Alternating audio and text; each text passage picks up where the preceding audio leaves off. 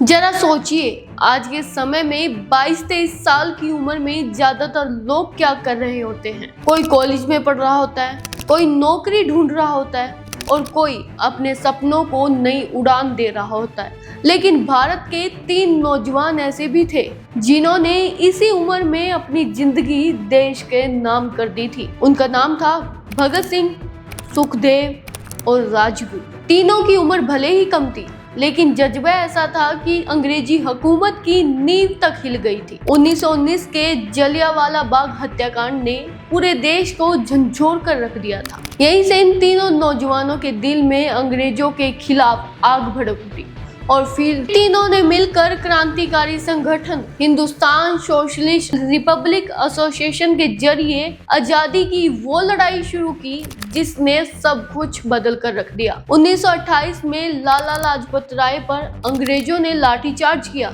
जिससे उनकी मौत हो गई। ये खबर सुनकर भगत सिंह, सुखदेव और राजगुरु ने तय किया कि अब अंग्रेजों को उनका जवाब देना होगा।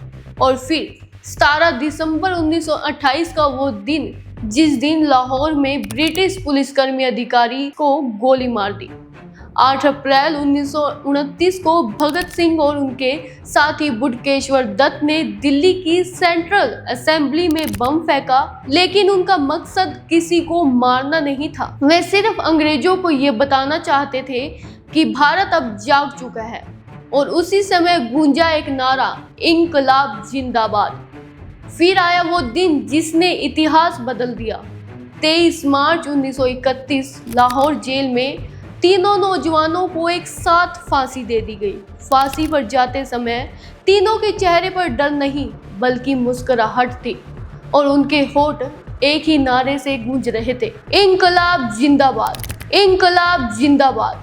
आज हम 22-23 साल की उम्र में अपने भविष्य के बारे में सोचते हैं, लेकिन इन तीनों नौजवानों ने अपने भविष्य की नहीं बल्कि पूरे देश के भविष्य की चिंता की। इसलिए भगत सिंह, सुखदेव और राजगुरु सिर्फ इतिहास नहीं है, वे हमेशा भारत की आजादी और बलिदान की सबसे बड़ी मिसाल रहे हैं और आगे भी रहेंगे। और उनकी आवाज आज भी गूंजती है, इंकलाब जिंदाबाद।